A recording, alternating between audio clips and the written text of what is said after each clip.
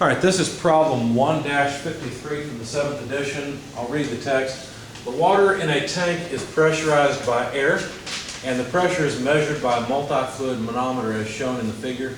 Determine the gauge pressure of air in the tank, that's up here, if the height H1 in the oil is 0.2 meters, H2 is 0.3 meters, that's in the water, and H3 is 0.46 meters, and that's in the mercury.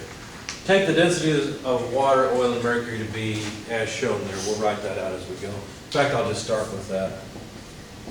So this is our example problem. So the density of water that was given is 1,000 kilograms per cubic meter. The density of the oil is 850 kilograms per cubic meter.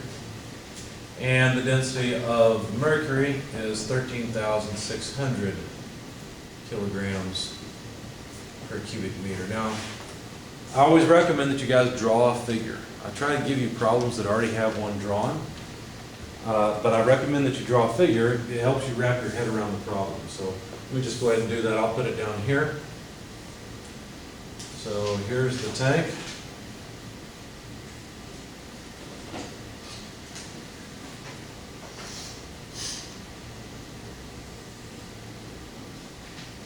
And the manometer coming off the side of the tank. Okay, so there's water in here, and we're interested in the pressure at what I will call point 1 over here. Okay, let's see. Now the water level comes up to about over here. There's oil here. And there's mercury, Hg here. Okay. And my drawing's not very good, but this is one of the dimensions we're given, and that was called H1. From here to here was H2. And from here to here is H3. Now, scans of this very paper I'm working off of are on Blackboard, so if you want to draw this and copy it, you're welcome to. If you don't, you can just download the PDF and you'll have it. In fact, if you've got a device, you can get it right now. It's up to you. It's just the example problems. It's in PDF format. All right, so now we've got all of this, and how do we calculate? The question is, what's the pressure here? Well, we have to know the pressure somewhere, because all we can talk about is differences in pressure given a manometer. So where do we know pressure in this system? On the right side, that's right. In fact, we know this point, let's call it point 2, is just atmospheric pressure. So the pressure point 2 is just atmospheric pressure. Let's see, did they give us any atmospheric pressure? No, they said determine the gauge pressure. So all they really want us to do is figure out how much more pressure there is here versus here. So that's a difference in pressure. Okay? So basically what we're going to do is use this equation. The difference in pressure between 2 points is rho GH. You can say negative rho G delta H, you know, just however you want to use it. So let's figure this out. Remember, with a compound manometer, what you do is you start with 1 point and you move through all the elevation changes until you get to a point where you know the pressure. So let's just do that. The pressure at point 1 is equal to the pressure at point 2. So I'm going to say this point is the same pressure as this, except there's a bunch of fluid changes. So I'm just going to walk my way back. Okay? So if I'm at point 2 and I dive down into the mercury, first of all, it's a bad idea, I'd be dead. But if I did, would the pressure go up or go down? Up. How much would it go up?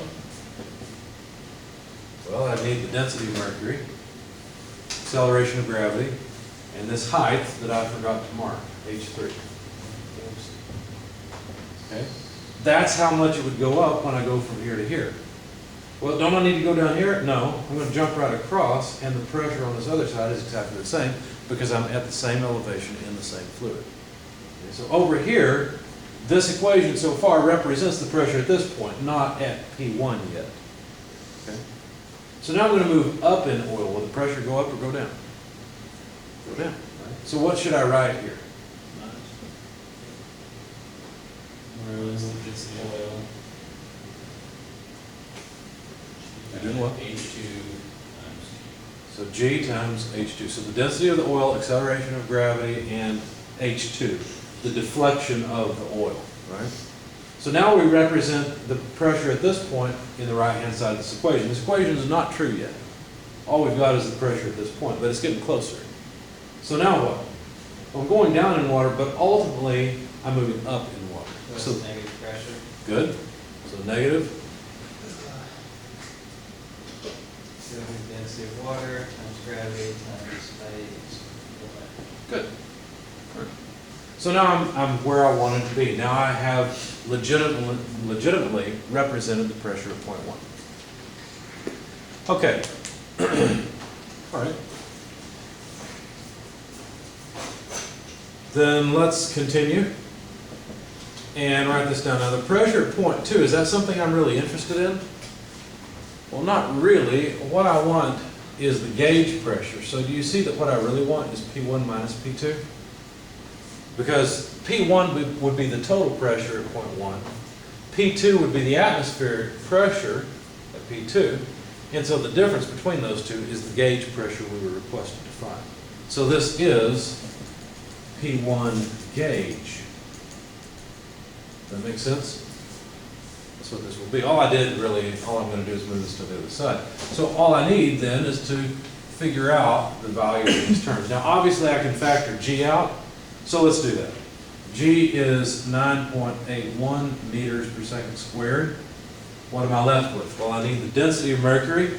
They gave us that, 13,600. I'm going to leave off the units because I'm running out of space. We'll write the units at the end, okay? They'll be the same because we're going to have densities times heights. H3 is the height over here, and that number, let's see, was 0.46 meters. And then I have to subtract off the density of oil, which was 850, multiplied by H2. Remember, I factored G out. H2 is here, and H2 is 0.3 meters. I'm still out of space, so I'll have to put it down here. So the next term, I'll just write here, density of water was 1,000 kilograms per cubic meter. And then the deflection of the water, H1, is 0.2 meters.